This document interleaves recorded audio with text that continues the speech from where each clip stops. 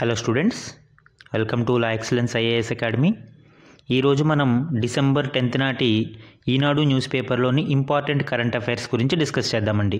ఈరోజు news పేపర్లోని important topics మనం observe చేస్తే ఫస్ట్ వన్ చూడండి, ఆర్బీఐ కొత్త గవర్నర్గా సంజయ్ మల్హోత్రా. సో ఆర్బీఐ కొత్త గవర్నర్గా కేంద్ర ప్రభుత్వం సంజయ్ మల్హోత్రాని నియమించడం జరిగిందండి. సో ఇది మనకి ఎకానమీ పాయింట్ ఆఫ్ వ్యూలో ఇంపార్టెంట్. అండ్ సెకండ్ వన్ చూడండి, జమిలీ బిల్లు ఈ సమావేశాల్లోనే. సో ఏదైతే వన్ నేషన్ వన్ ఎలక్షన్ అనే కాన్సెప్ట్తో జమిలీ ఎలక్షన్స్కి కేంద్ర ప్రభుత్వం అడుగులు వేస్తుందో దానికి సంబంధించిన బిల్లు ఈ సమావేశాల్లోనే పెట్టే విధంగా ఈ కేంద్ర ప్రభుత్వం ఆలోచిస్తుందండి. ఇది మనకి పాలిటీ టాపిక్లో ఇంపార్టెంట్. అండ్ థర్డ్ వన్, ధన్ఖడ్పై విపక్షం అభిశంసన. So vice president of India యొక్క రిమూవల్ ప్రాసెస్కి సంబంధించి విపక్షాలు ఏ విధంగా తీర్మానాన్ని ప్రవేశపెడుతున్నాయి అనేది మనం ఇక్కడ పాలిటీలో చూడొచ్చండి. నెక్స్ట్, నౌకాదళంలో చేరిన ఐఎన్ఎస్ తుషిల్. సో ఐఎన్ఎస్ తుషిల్ అనే ఫ్రిగేట్కి సంబంధించిన ఇంపార్టెంట్ డీటెయిల్స్ అనేవి మనకి సైన్స్ అండ్ టెక్నాలజీలో ఇంపార్టెంట్. అండ్ భూగోళానికి ఎడారీకరణ ముప్పు అంటే డిజర్టిఫికేషన్కి సంబంధించి యుఎన్సిసిడి యొక్క రిపోర్ట్ అనేది మనకి ఇంపార్టెంట్ అండి. మనకి ఇది ఎన్విరాన్మెంట్ టాపిక్లో ఇంపార్టెంట్.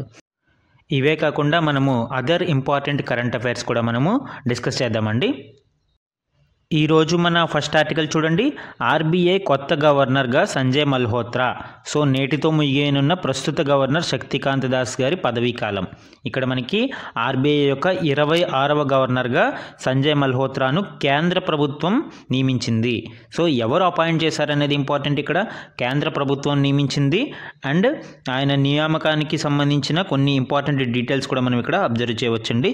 ముఖ్యంగా ఆర్బీఐ గవర్నర్ అపాయింట్మెంట్ ప్రాసెస్ ఏ విధంగా జరుగుతుంది అనేది చూస్తే ఆర్బీఐ చట్టం 1934 ప్రకారం మనకి గవర్నర్ని నియమిస్తారండి.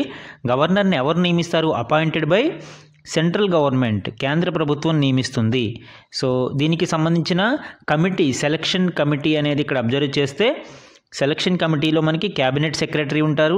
అలానే ప్రస్తుత ఆర్బీఐ గవర్నర్ ఎవరైతే ఉన్నారో ఆ ఆర్బీఐ గవర్నర్ ఉంటారు. అండ్ ఫైనాన్షియల్ సర్వీసెస్ సెక్రటరీ ఉంటారు.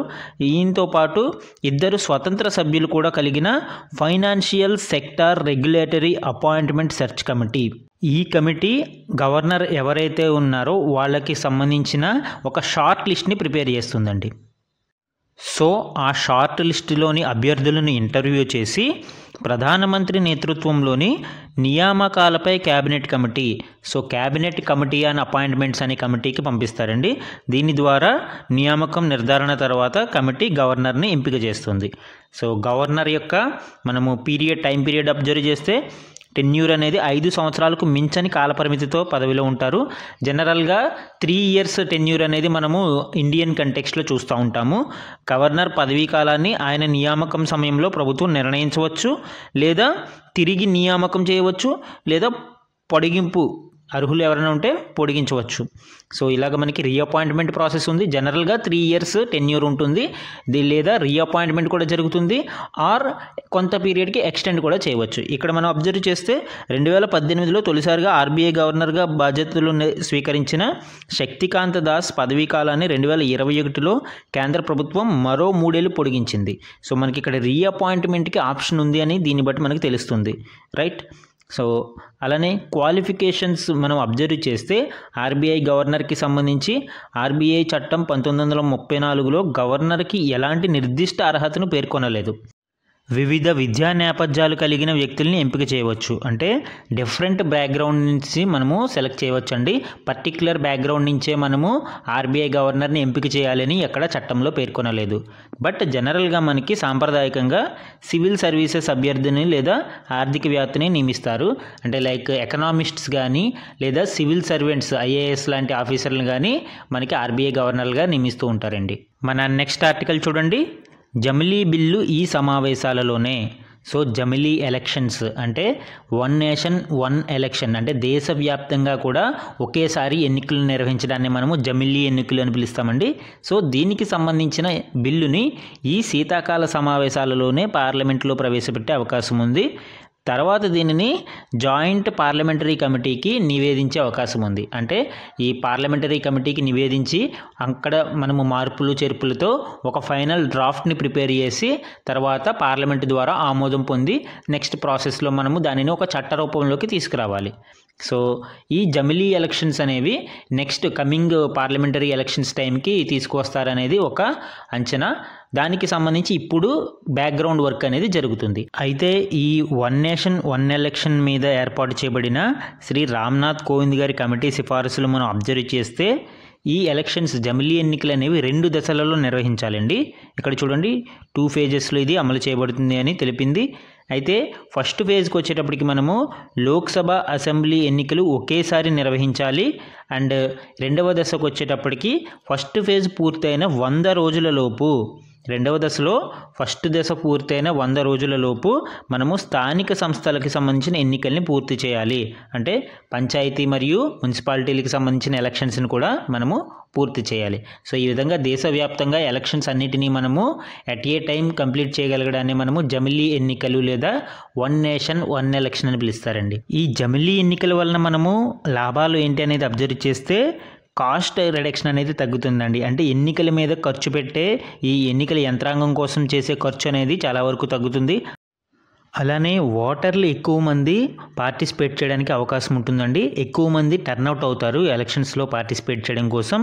అదేవిధంగా సెక్యూరిటీ ఫోర్సెస్ని మనము ఎఫిషియెంట్గా ఉపయోగించుకోవడానికి అవకాశం ఏర్పడుతుంది. అలానే మనము ఈ జమిలీ ఎన్నికలకి సంబంధించిన డిసడ్వాంటేజెస్ని అబ్జర్వ్ చేస్తే మనకి ఇది ఓటర్స్ బిహేవియర్ మీద ఇంపాక్ట్ చూపించే అవకాశం ఉందండి. ముఖ్యంగా రీజనల్ పార్టీలు దీని వలన కొంచెం ఇబ్బంది పడే అవకాశం ఉంది. అలానే ఈ జమిలీ ఎన్నికలకి సంబంధించి కొన్ని రాజ్యాంగ సవరణలు కూడా అవసరం అండి. ముఖ్యంగా మనం ఇక్కడ అబ్జర్వ్ చేస్తే ఆర్టికల్ 83 మనకి duration of houses of the parliament గురించి తెలియజేస్తుంది. అంటే మనకి కాల పరిమితి ఎంత ఉండాలి హౌసెస్కి సంబంధించి అనేది మార్చాల్సి ఉంటుంది. అలానే ఆర్టికల్ 85 మనకి sessions of the parliament prorogation, dissolution వీటికి సంబంధించింది తెలియజేస్తుంది. స్టేట్ లెజిస్లేచర్కి వచ్చేటప్పటికి ఆర్టికల్ 172 ఇది మనకి డ్యూరేషన్ ఆఫ్ స్టేట్ లెజిస్లేచర్ గురించి తెలియజేస్తుంది. ఆర్టికల్ 174 ఇది sessions of the state legislature, prorogation and dissolution గురించి తెలియజేస్తుంది. సో జమిలీ ఎన్నికలకి సంబంధించిన బిల్లులో మనము ఈ రాజ్యాంగ సవరణలన్నీ కూడా ప్రతిపాదించాల్సిన అవసరం ఉందండి. మన నెక్స్ట్ ఆర్టికల్ చూడండి. ధన్ఖడ్పై విపక్షం అభిశంసన. So vice president of India మరియు రాజ్యసభ చైర్మన్ అయిన జగదీప్ ధన్ఖడ్ గారిని తొలగించడానికి విపక్షాలు అభిశంసన ప్రక్రియకి సమాయత్తమైనట్టు తెలుస్తుంది. దీనికి సంబంధించి మనకి పాలిటీ కంటెక్స్ట్లో removal of the vice president అనే టాపిక్ ఇంపార్టెంట్ అండి. భారత రాజ్యాంగంలోని ఆర్టికల్ 67B అనేది మనకి ఈ ఉపరాష్ట్రపతి యొక్క తొలగింపు ప్రక్రియకి సంబంధించిన డీటెయిల్స్ మెన్షన్ చేయడం జరిగిందండి. ఇక్కడ ఆర్టికల్ 67B ప్రకారం మనము ఉపరాష్ట్రపతి తొలగింపు యొక్క ఈ రెజల్యూషన్ అనేది కేవలం రాజ్యసభలోనే ప్రవేశపెడతామండి. రాజ్యసభలో ఇది మనకి passed by A majority of its members at that time. అంటే ఆ టైంలో ప్రజెంట్ అయ్యి ఓటింగ్ వేసే మెంబర్లని మనము ఎఫెక్టివ్ మెజారిటీ అని పిలుస్తామండి. సో ఆ సభకి హాజరయ్యి ఉన్న వాళ్ళలో మెజారిటీని మనము ఎఫెక్టివ్ మెజారిటీ అని పిలుస్తాం. సో రాజ్యసభలో ఎఫెక్టివ్ మెజారిటీతో ఈ రెజల్యూషన్ పాస్ అవ్వాలి. దెన్ అది లోక్సభకి పంపించబడుతుంది. అక్కడ లోక్సభలో మనకి ఇది సింపుల్ మెజారిటీతో పాస్ అవ్వాలి. సో ఇక్కడ 3 పాయింట్లు ముఖ్యంగా గుర్తుపెట్టుకోవాలండి. ఒకటి, కేవలం ఈ రెజల్యూషన్ అనేది రాజ్యసభలో మాత్రమే ప్రవేశపెడతారు. రెండవది, రాజ్యసభలో ఎఫెక్టివ్ మెజారిటీతో ఇది మనకి పాస్ అవ్వాల్సిన అవసరం ఉంది. అంటే సభ్యులు ప్రజెంట్ ఎవరైతే హాజరయ్యారో ఆ హాజరైన సభ్యుల యొక్క మెజారిటీ. అండ్ లోక్సభకు వచ్చేటప్పటికి సింపుల్ మెజారిటీతో పాస్ అయితే సరిపోతుంది. సో ఈ 3 పాయింట్లు ఇంపార్టెంట్ అండి మనకి ఇక్కడ. వన్ మోర్ ఇంపార్టెంట్ పాయింట్ ఏంటి అంటే గ్రౌండ్స్ ఆఫ్ రిమూవల్. అంటే తొలగింపు ప్రక్రియకి సంబంధించిన ఏ విధమైన గ్రౌండ్స్ని బేస్ చేసుకుని తొలగించాలి అనేది మనకి కాన్స్టిట్యూషన్లో మెన్షన్ చేయలేదు. లైక్ మనకి ప్రెసిడెంట్కి అయితే వయోలేషన్ ఆఫ్ కాన్స్టిట్యూషన్ అంటే రాజ్యాంగాన్ని ఉల్లంఘించినందుకు ప్రెసిడెంట్ని అభిశంసనకు గురి చేయవచ్చు అని మెన్షన్ చేసి ఉంది. కానీ ఇక్కడ ఉపరాష్ట్రపతి కేసులో మనకి అలాంటి నిబంధనలు ఏమీ లేవు. అలాంటి గ్రౌండ్స్ ఆఫ్ రిమూవల్ అనేది కాన్స్టిట్యూషన్లో ఎక్కడ మెన్షన్ చేసి లేదు. అలానే ఈ తొలగింపు తీర్మానాన్ని ఖచ్చితంగా 14 డేస్ మినిమం నోటీస్ పీరియడ్ ఇచ్చి కానీ మనము ఈ ప్రక్రియని స్టార్ట్ చేయడానికి అవకాశం లేదండి. సో ఈ విధంగా ఆర్టికల్ 67(b)కి సంబంధించి ఉపరాష్ట్రపతి యొక్క తొలగింపు ప్రక్రియ, దానికి సంబంధించిన ఇంపార్టెంట్ నిబంధనలు మనం ఇక్కడ చూడవచ్చు. మన నెక్స్ట్ ఆర్టికల్ చూడండి. సామరస్యం లౌకికవాదం కోసమే ఉమ్మడి పౌర స్మృతి. సో యాక్చువల్గా అలహాబాద్ హైకోర్టు న్యాయమూర్తి వ్యాఖ్యలు ఇవి. కొంత వివాదాస్పదంగా ఈ వ్యాఖ్యలు అనేవి మారడం జరిగింది. దీని మీద విపక్షాలు అభ్యంతరం వ్యక్తం చేశాయండి. సో మనకి ఇది ఇంపార్టెంట్ కాదు, బట్ ద కంటెక్స్ట్లో మనకి యూసీసీ అంటే ఏంటి, యూనిఫామ్ సివిల్ కోడ్ లేదా ఉమ్మడి పౌర స్మృతి అంటే ఏంటి అనేది మనకి ఇంపార్టెంట్ అండి. సింపుల్ లాంగ్వేజ్లో మనం మాట్లాడుకోవాలి అంటే సివిల్ మ్యాటర్స్ లైక్ మనకి మ్యారేజ్ విషయంలో కావచ్చు, డైవోర్స్ విషయంలో కావచ్చు, అడాప్షన్ అంటే దత్తత వ్యవహారాల్లో కావచ్చు, వారసత్వ వ్యవహారాల్లో కావచ్చు, ఇటువంటి సివిల్ మ్యాటర్స్లో మనకి ప్రతి మతానికి కొన్ని చట్టాలు ఉన్నాయండి. సో అలాంటివి కాకుండా అన్ని మతాలకి, భారతదేశంలో ఉండే అందరు వ్యక్తులకి కూడా ఒకే రకమైన చట్టం వర్తించేలాగా తీసుకురావాల్సిన చట్టాన్ని మనము ఉమ్మడి పౌర స్మృతి లేదా యూనిఫామ్ సివిల్ కోడ్ అని పిలుస్తాం. మనకి భారత రాజ్యాంగంలోని ఆర్టికల్ 44 ఏదైతే ఆదేశిక సూత్రాలు ఉన్నాయో, ఈ ఆదేశిక సూత్రాలలో ఈ ఉమ్మడి పౌర స్మృతి యొక్క ఆవశ్యకత అనేది మెన్షన్ చేసి ఉన్నారు. అయితే మనకి ప్రస్తుతం హిందువులకి సంబంధించి కొన్ని చట్టాలు, ముస్లింలకి సంబంధించిన వేరే చట్టాలు, అంటే వివిధ రకాల మతాలకి కొన్ని చట్టాలు అనేవి మెన్షన్ చేసి ఉన్నాయి. కానీ అన్ని మతాలకి సంబంధించి ఒకే రకమైన ఈ చట్టాలని తీసుకురావడాన్ని మనము యూనిఫామ్ సివిల్ కోడ్ అని పిలుస్తారండి. ప్రజెంట్ మనము లేటెస్ట్ కరెంట్ అఫైర్స్ని ఫాలో అవుతున్నట్లయితే భారతదేశంలో ఉత్తరాఖండ్ ఈ యూసీసీకి సంబంధించిన ఒక చట్టాన్ని తీసుకురావడం జరిగిందండి. సో స్వతంత్ర భారతదేశంలో మొట్టమొదటి రాష్ట్రంగా ఉత్తరాఖండ్ నిలిచింది. ఒక ప్రత్యేకమైన ఉమ్మడి పౌర స్మృతి చట్టాన్ని తీసుకొచ్చి మనకి ఉత్తరాఖండ్ అన్ని సివిల్ లాస్ని ఒకే చట్టంలోకి తీసుకురావడం జరిగింది. మన నెక్స్ట్ ఆర్టికల్ చూడండి. నౌకాదళంలో చేరిన ఐఎన్ఎస్ తుషిల్. సో ఐఎన్ఎస్ తుషిల్ అనేది ఒక ఫ్రిగేట్ అండి. సో ఫ్రిగేట్స్ అంటే మనకి లైక్ వార్షిప్స్ లాగా ఇవి వెపన్స్ని క్యారీ చేస్తాయి, అలానే సర్ఫేస్ టు ఎయిర్ మిజైల్స్ని క్యారీ చేస్తాయి. దీని ద్వారా మనకి ఎనీ టైం మనము లాంచ్ చేయడానికి క్యాపబిలిటీస్ని కలిగి ఉంటాము. సో ఈ ఐఎన్ఎస్ తుషిల్ చేరికతో హిందూ మహాసముద్రంలో భారతదేశం యొక్క నేవీ యొక్క సామర్థ్యం అనేది పెరిగిందండి. మనకి ముఖ్యంగా ఈ ఐఎన్ఎస్ తుషిల్ని రష్యాలో నిర్మించారు. భారత నౌకాదళం కోసం 4 స్టెల్త్ ఫ్రిగేట్ యుద్ధ నౌకల నిర్మాణానికి 2016లోనే రెండు దేశాల మధ్య సుమారు $250 కోట్ల ఒప్పందం మేరకు దీనిని నిర్మించడం జరిగిందండి. స్టెల్త్ ఫ్రిగేట్స్ అంటే ఏంటి? శత్రు దేశాల యొక్క రాడార్లకి దొరకకుండా తప్పించుకుని వెళ్ళగలిగే వాటిని స్టెల్త్ ఫ్రిగేట్స్ లేదా స్టెల్త్ టెక్నాలజీ అంటే ఆ రాడార్లకి వాళ్ళ కదలికలకి దొరకకుండా తప్పించుకోవడాన్ని స్టెల్త్ అని పిలుస్తాం. సో మనము ఈ $250 కోట్ల ఒప్పందం మేరకు దీనిని నిర్మించుకోవడం జరిగింది. దీని ప్రకారం ఆల్రెడీ 2 యుద్ధ నౌకలను రష్యాలోను, మిగతా వాటిని భారత్లోనూ నిర్మించాలి. ఇప్పుడు ఐఎన్ఎస్ తుషిల్ అనేది మనకి 2వ యుద్ధ నౌక. దీనికి సంబంధించి మనము ఐఎన్ఎస్ తుషిల్ యొక్క బరువు మనం ఇక్కడ అబ్జర్వ్ చేస్తే 3900 టన్నులు అండి. పొడవు వచ్చి 125 మీటర్లు. సో మనము ఈ టెక్నాలజికల్ మనము అడ్వాన్స్మెంట్ని కూడా అబ్జర్వ్ చేస్తే స్వదేశీ పరిజ్ఞానం కూడా ఇక్కడ మనం చూడవచ్చండి. 26% మేర మనకి భారతదేశం యొక్క స్వదేశీ పరిజ్ఞానం ఈ ఐఎన్ఎస్ తుషిల్లో ఉంది. అలానే ఈ తుషిల్ అనే నేమ్ని మనము ఈ నామెన్క్లేచర్ని అబ్జర్వ్ చేస్తే తుషిల్ అంటే అర్థం ఏంటండి? ప్రొటెక్టర్ ఆఫ్ షీల్డ్, అంటే ఒక రక్షణ కవచం అని దాని అర్థం. సో మనకి శత్రు దేశాల నుంచి ఒక రక్షణ కవచంలా ఇది పనిచేస్తుంది అని దీనికి ఐఎన్ఎస్ తుషిల్ అని పేరు పెట్టడం జరిగిందండి. మన నెక్స్ట్ ఆర్టికల్ చూడండి. భూగోళానికి ఎడారీకరణ ముప్పు అంటే డిజర్టిఫికేషన్కి సంబంధించి ఇక్కడ డీటెయిల్స్ ఇవ్వడం జరిగింది. ముఖ్యంగా యుఎన్సిసిడి యొక్క నివేదిక ప్రకారం మనము కొన్ని గణాంకాలను ఇక్కడ పరిశీలిద్దామండి. యుఎన్సిసిడి అనేది United Nations convention to combat desertification, అంటే ఈ ఎడారీకరణని ఎదుర్కోవడానికి చేసిన ఒకే ఒక కన్వెన్షన్ యునైటెడ్ నేషన్స్ తరపున. This is only sole legal agreement అండి మనకి. సో కాబట్టి ఈ యుఎన్సిసిడి నివేదిక అనేది చాలా చాలా ఇంపార్టెంట్. ఈ నివేదిక ప్రకారం మనకి పొడి వాతావరణాన్ని ఎదుర్కొంటున్న భూమి 77% తేలింది. అసలు మనకి ఉండేదే ల్యాండ్ తక్కువ, కంపేర్డ్ టు మనకి వాటర్తో పోలిస్తే ల్యాండ్ అనేది చాలా తక్కువ భూభాగం ఉంటుంది. దీనిలో కూడా 77% భూభాగం అనేది ఎడారీకరణ ప్రక్రియకి గురవుతూ ఉంటుంది. అసలు ఈ ఎడారీకరణ ప్రక్రియ అంటే ఏంటి అనేది మనం చూస్తే, desertification means land degradation in arid, semi arid and dry subhumid areas resulting from various factors including climatic variations and human activities. అయితే మనకి ఈ పొడి వాతావరణంలో ఏదైతే భూమి అనేది క్రమంగా డీగ్రేడ్ అయిపోతుందో, అంటే తగ్గిపోతూ ఉందో, సారం కోల్పోతూ ఉంటుందో, దానినే మనము డిజర్టిఫికేషన్ అని పిలుస్తామండి. ఈ డిజర్టిఫికేషన్ అనేది బోత్ న్యాచురల్ అండ్ యాంథ్రోపోజెనిక్ అండి. అంటే సహజంగానూ జరుగుతుంది మరియు మనుషుల యొక్క తప్పిదాల వల్ల కూడా జరుగుతుంది. అంటే మనము పంటలని విచ్చలవిడిగా, అంటే ఇష్టానుసారంగా ఒక సక్రమంగా పండించకపోయినా, నీటి యాజమాన్య పద్ధతుల్ని విచ్చలవిడిగా ఉపయోగించినా కూడా ఈ డిజర్టిఫికేషన్కి గురి అవుతూ ఉంటుంది. సో దీనిని మనం ఎదుర్కోవడానికి మనం చేసుకున్న ఒకే ఒక్క సోల్ లీగల్ కన్వెన్షన్ ఏదైతే ఉందో దానిని UNCCD కన్వెన్షన్ అని పిలుస్తామండి. UNCCDకి సంబంధించి ఇంపార్టెంట్ డీటెయిల్స్ మనం అబ్జర్వ్ చేస్తే, this is opened for signature in 1994 అండి. దీనిని మనకి 1996లో మనకి అమలులోకి వచ్చింది. దీని యొక్క ముఖ్య ఉద్దేశం ఏంటంటే కంబాటింగ్ డిజర్టిఫికేషన్ అండ్ డ్రాట్స్, కరువులని, ఈ ఎడారీకరణని ఎదుర్కోవడమే దీని యొక్క ప్రధాన లక్ష్యం. అలానే India ratified UNCCD or not? Yes, 1996లోనే మనము దీనిని రాటిఫై చేసామంటే సంతకం చేశాము.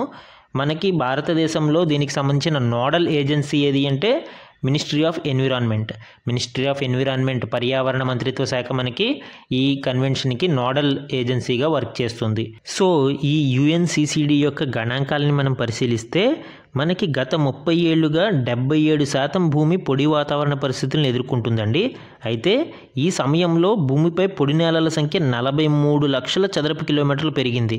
ఇది మొత్తం వాటాలో మనం అబ్జర్వ్ చేస్తే 40% పైనేనని ఈ రిపోర్ట్ అనేది వెల్లడిస్తుందండి. అలానే మనము ఈ కర్బన ఉద్గారాలని అరికట్టలేకపోతే 3% సాధారణ భూములు కూడా పొడిగా మారిపోతాయని ఈ నివేదిక హెచ్చరించిందండి. అంటే నార్మల్గా ఉన్న ల్యాండ్స్ కూడా ఇప్పుడు ఈ పొడి బారిపోయే అవకాశం ఉందని, ఆ ప్రమాదం ఉందని హెచ్చరించింది. అండ్ గత 30 ఏళ్లలో 230 కోట్లకు పైగా ప్రజలు మనకి ఈ పొడి భూముల్లో నివసిస్తున్నారు. అయితే మనము దానికి సంబంధించి కంబాట్ ఆపరేషన్స్కి సంబంధించిన చర్యలు తీసుకోకపోతే 2100వ సంవత్సరం నాటికి 500 కోట్ల మంది ప్రజలు ఈ పొడి భూముల్లో జీవించాల్సిన ప్రాబ్లమ్ ఫేస్ చేయాల్సి వస్తుంది అని ఈ రిపోర్ట్ అనేది తెలియజేస్తుందండి. సో ఈ గణాంకాలు అనేవి మనకి అన్నీ చాలా ఇంపార్టెంట్. మన నెక్స్ట్ ఆర్టికల్ చూడండి. PM పోషణ్ కింద తగ్గిన విద్యార్థుల సంఖ్య. సో ఆంధ్రప్రదేశ్లో PM పోషణ్ పథకంకి సంబంధించిన డీటెయిల్స్ ఇవ్వడం జరిగిందండి. సో గణాంకాలని పరిశీలిస్తే ఆంధ్రప్రదేశ్లో PM పోషణ్ పథకం కింద విద్యార్థుల సంఖ్య తగ్గినట్టు కేంద్ర విద్యాశాఖ సహాయ మంత్రి తెలియజేయడం జరిగింది. మనకి ముఖ్యంగా ఈ పథకం కింద రాష్ట్రంలో 2022-23లో 44,392 స్కూళ్ళు రాగా 2023-24కి ఆ సంఖ్య 44,150కి తగ్గినట్లు తెలిపారు.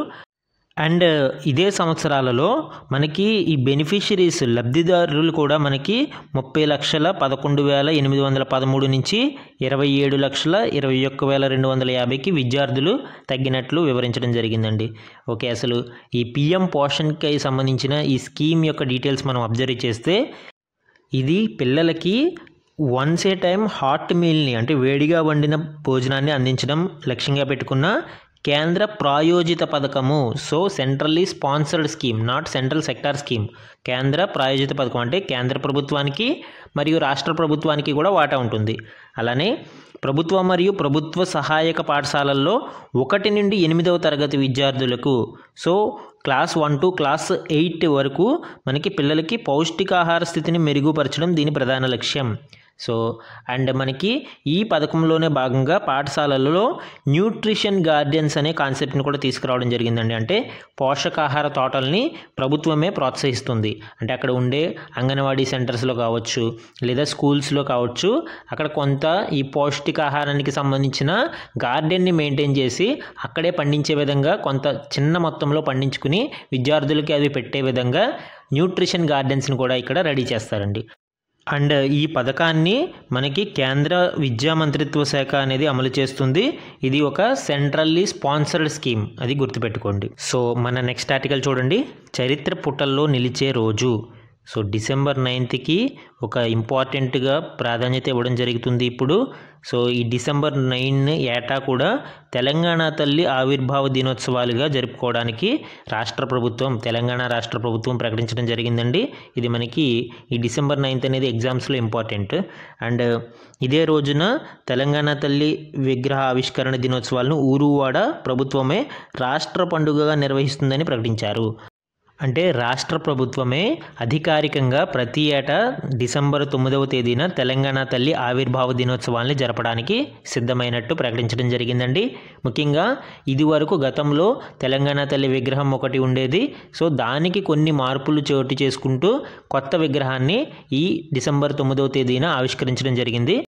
సో ఆ కంటెక్స్ట్లో ఇక నుంచి ప్రతి ఏటా డిసెంబర్ 9వ తేదీన తెలంగాణ తల్లి ఆవిర్భావ దినోత్సవాలు చేస్తున్నారు అని ప్రకటించారండి. అండ్ సమ్ ఇంపార్టెంట్ వన్-లైనర్స్ని మనం అబ్జర్వ్ చేస్తే, భారతదేశం తన మొట్టమొదటి మేడ్ ఇన్ ఇండియా C-295 విమానాన్ని 2026 సెప్టెంబర్ నాటికి ఏ కర్మాగారం నుంచి విడుదల చేయాలని నిర్ణయించింది. సో ఎక్కడి నుంచి ఇది మనము మ్యానుఫ్యాక్చరింగ్ చేస్తున్నాం అనేది ఇక్కడ క్వశ్చన్ మనం అర్థం చేసుకోవచ్చు. ఈ C-295 గురించి మనం ఇంపార్టెంట్ డీటెయిల్స్ చూస్తే, ఇది ఒక సైనిక రవాణా విమానం అండి. సో ఇది మనకి సుమారు 85% విమాన భాగాల్ని మేడ్ ఇన్ ఇండియాలో భాగంగా దేశీయంగానే మనం ఉత్పత్తి చేస్తున్నామండి. సో దీని ద్వారా సుమారు 10,000 ఉద్యోగాలు కూడా భారతీయ యువతకి లభిస్తూ ఉన్నాయి. సో ఈ కర్మాగారం వచ్చి మనకి వడోదర, సో గుజరాత్లోని వడోదరాలో దీనిని ప్రారంభించడం జరిగిందండి. అండ్ నెక్స్ట్ వన్ చూడండి, 2024 అక్టోబర్ 28న ఇండియన్ కోస్ట్ గార్డ్ కోసం గోవా షిప్ యార్డ్ లిమిటెడ్ ప్రారంభించిన 2 స్వదేశీ ఫాస్ట్ పెట్రోలింగ్ నౌకలు, సో ఇండిజినస్ ఫాస్ట్ పెట్రోలింగ్ వెజల్స్కి సంబంధించి వాటి యొక్క నేమ్స్ ఇక్కడ అడగడం జరిగిందండి. మనం ఇక్కడ అబ్జర్వ్ చేస్తే అది అదమ్య మరియు అక్షర్ అనే 2 ఫాస్ట్ పెట్రోలింగ్ వెజల్స్. ఇవి స్వదేశీయంగా తయారు చేయబడ్డాయి. దీనిని మనం అక్టోబర్ 28న కోస్ట్ గార్డ్కి అప్పగించడం జరిగింది. సో వాటి నేమ్స్ ఏంటండి, అదమ్య మరియు అక్షర్. అలానే మనము 9వ ఆయుర్వేద దినోత్సవం గురించి కూడా ఇక్కడ అబ్జర్వ్ చేస్తే, దీనిని నరేంద్ర మోడీ గారు న్యూఢిల్లీలోని ఆల్ ఇండియా ఇన్స్టిట్యూట్ ఆఫ్ ఆయుర్వేదాలో మనము ఈ 9వ ఆయుర్వేద దినోత్సవాన్ని జరపడం జరిగిందండి. దీనిని మనము ప్రఖ్యాత ఆయుర్వేద వైద్యుడు ధన్వంతరి జయంతిని పురస్కరించుకుని 2016 నుంచి ఆయుర్వేద దినోత్సవంగా భారత ప్రభుత్వం నిర్వహిస్తుంది. ఈ 2024లో 9వ ఆయుర్వేద దినోత్సవాన్ని Ayurveda innovation for global health అనే థీమ్తో నిర్వహించడం జరిగిందండి. దీనికి సంబంధించి ఈ ప్రాజెక్టుల సంరక్షణ కోసం సుమారు 12,850 కోట్లను కూడా భారత ప్రభుత్వం విడుదల చేయడం జరిగింది, కేటాయించడం జరిగింది. సో ఇవి ఈరోజు మనకి ఈనాడు న్యూస్ పేపర్లోని ఇంపార్టెంట్ కరెంట్ అఫైర్స్ అండి. Thank you for watching.